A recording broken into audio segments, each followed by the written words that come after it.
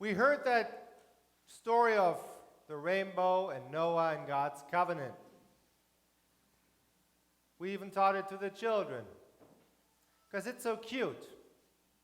Usually you have that Sunday school lesson with all the cutesy animal figurines and you can color them, and the boat and the arch in the sky, and it's beautiful. And God really loves them all with their puffy cheeks, their happy faces. Yeah, we're surviving. It's never going to happen again. God loves us, and the rainbow is so beautiful. Look at us dancing from that boat. Who remembers that story? Lovely. The wording goes like this. I establish my covenant with you that never again shall all flesh be cut off by the waters of a flood, and never again shall there be a flood to destroy the earth. Sounds like a solid promise. A few years forward, we're grown-ups now. Sunday school is over, and we sit in our pew and need to listen to that story again, right? And we know how rainbows come to life. First, there's white light.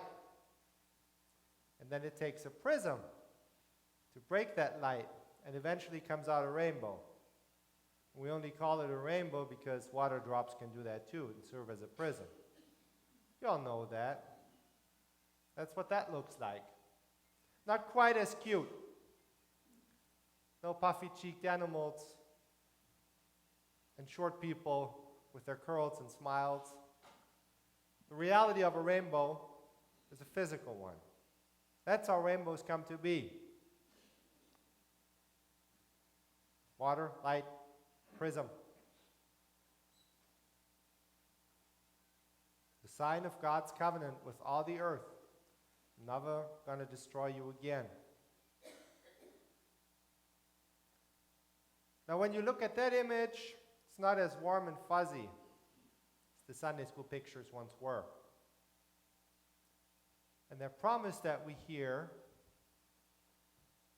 there's something in the sky, and I'm not going to destroy the whole earth again. That's not a really warm, fuzzy God. That is a God high up in the sky. Not really touching us down here. This is a very abstract God that gives orders to prisms and light beams, and can't really touch that God. It's a God that is embedded in the laws of nature somewhere. This God has no face, just that voice from heaven. If you were part of our family ministry earlier, the training that we had a few weeks ago, you would remember that we talked about God being distant or close. This God is as far removed from the earth as can be, high up in the sky, like a rainbow. You can't touch this God. He's got no face. Light particles, photons, this kind of God. Not very cute. How do we bring that down to earth? How does that help us? What does that have to do with anything? Well, the story keeps on going. First, it's true. The world has never been destroyed again. We're still here. Okay. Check. But then also, the storyline of Noah and the ark and this rainbow was picked up again in 1 Peter. An ancient congregation just like ours.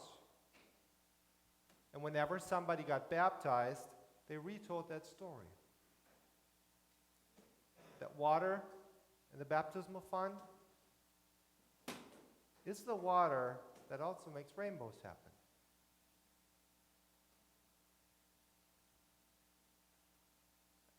And the 1 Peter letter reminds us with the following words.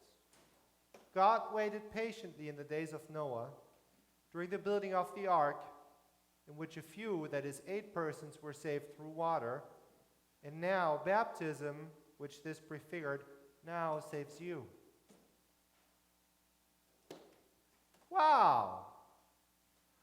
of a sudden, that prism rainbow high in the sky thing touches me. I can get wet, and my getting wet has the same effect on me as the rainbow has on the whole world. I'm not going to be destroyed ever. I'm part of this. This is real. This gets me wet. And how do I know that? What does that tell me?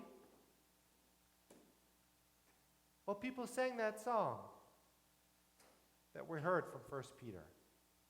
God waited patiently in the time of Noah. And then it continues about Christ and his suffering and pain and eventually resurrection. And baptism gives you part in that. God's covenant extended to you. You person getting wet this morning, you're part of that great covenant that God had for all the earth and the rainbow. And you know that, and you're part of it through Jesus Christ. His suffering and pain and ultimately resurrection give all your suffering and pain ultimately relief in your resurrection. Your suffering makes sense because Christ's suffering makes sense. This is the first Sunday of Lent, and that's what this season is all about. That we focus our attention to the crucifixion and resurrection of Jesus Christ at the end of our 7-week journey here. We're part of that journey.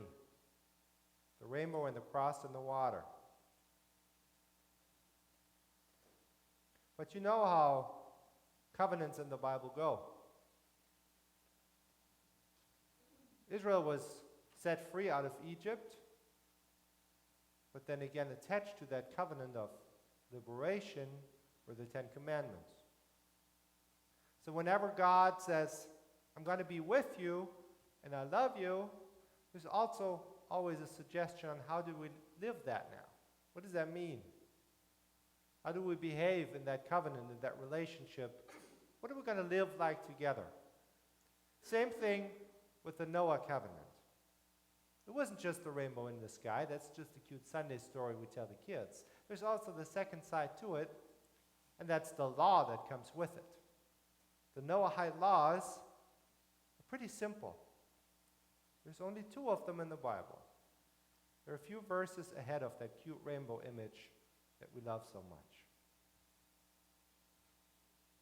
Don't eat bloody meat. That's the first one. Don't eat bloody meat. Remember my Wyoming story earlier? Word of the Lord. Law of God. Don't eat bloody meat. And then the second one, don't kill people. So if I were to do my poll now, those are the 2 laws that are binding for all humanity. Okay? God said that. Who of you, by a show of hands, has ever murdered? Murdered. I mean people. Killing people. Has ever. Okay, again. Who has ever murdered a person?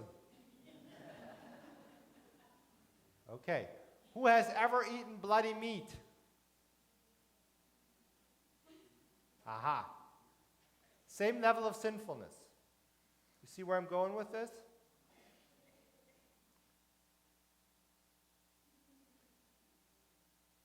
That God you can touch. That God is part of our life now.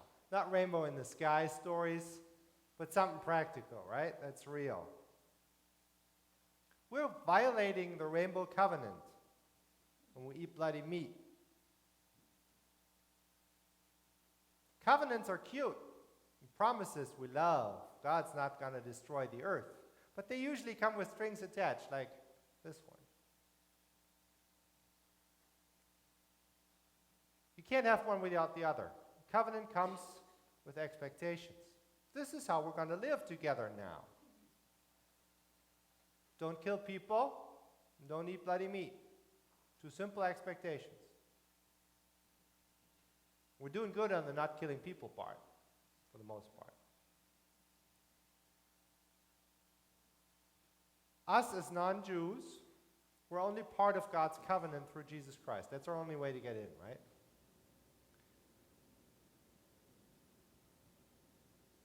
And all we need to do is obey by the Noahide laws. Those two. But actually, yeah, that's all it takes.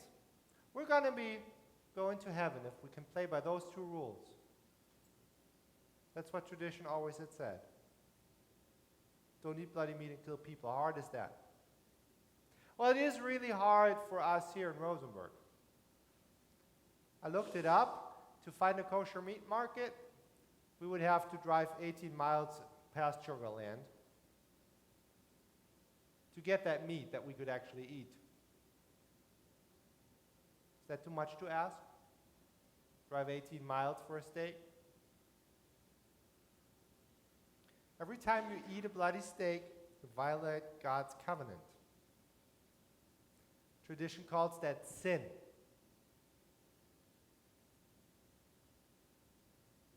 Sin. That tells you something. Our bodies, our passions, our lives are sinful by nature. Because we all love that. We're sinners. That's what this season is about. Reminding ourselves that we're sinners.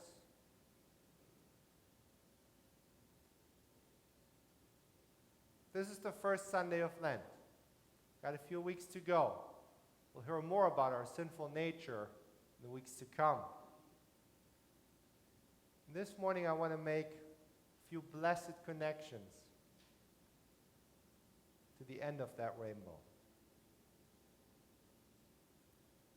This is the beginning of our Lenten journey.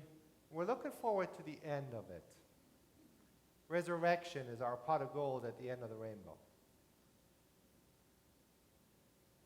Now, in 40 days from now, we have a chance to take our sinful nature and go through a journey of penitence till we reach the pot of gold. We're here right now,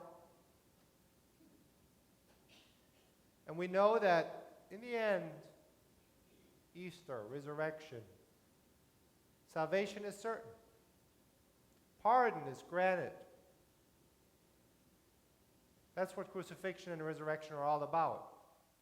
Taking our human, sinful nature, transforming us over time along the rainbow, and bringing us to forgiveness and perfection.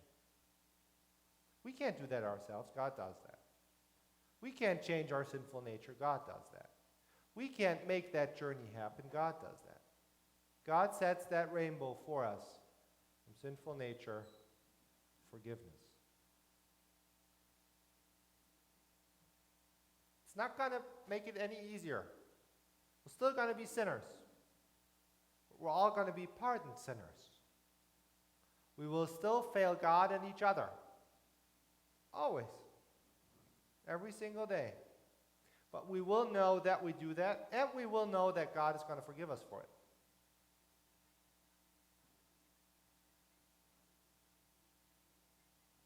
See what I'm saying? Enjoy your steak. Just know you're a sinner.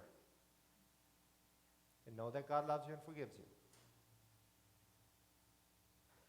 Not eating that steak won't change anything.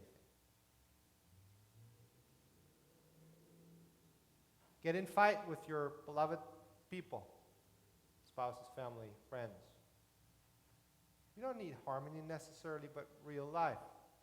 And you're going to sin against each other. And you will forgive each other. And God will forgive you.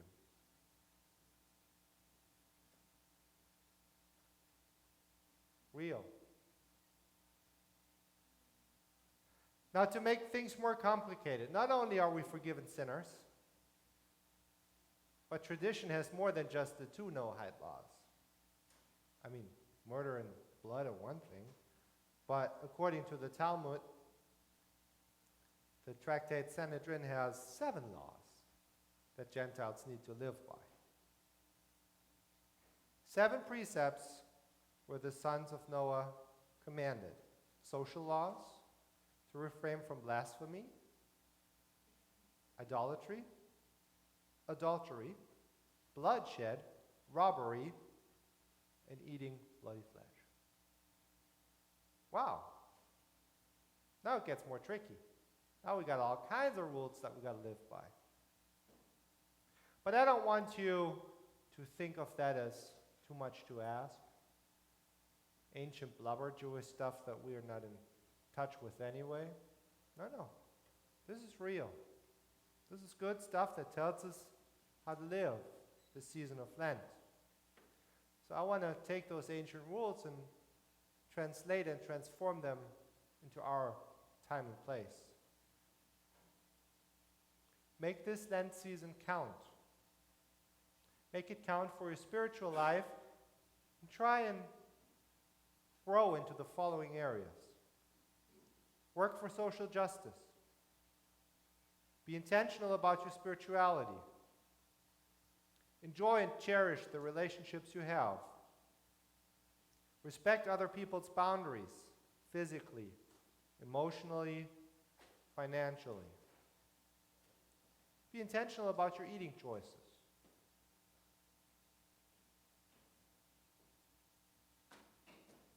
Making Lent meaningful is not just meat and stuff, but it's also taking time.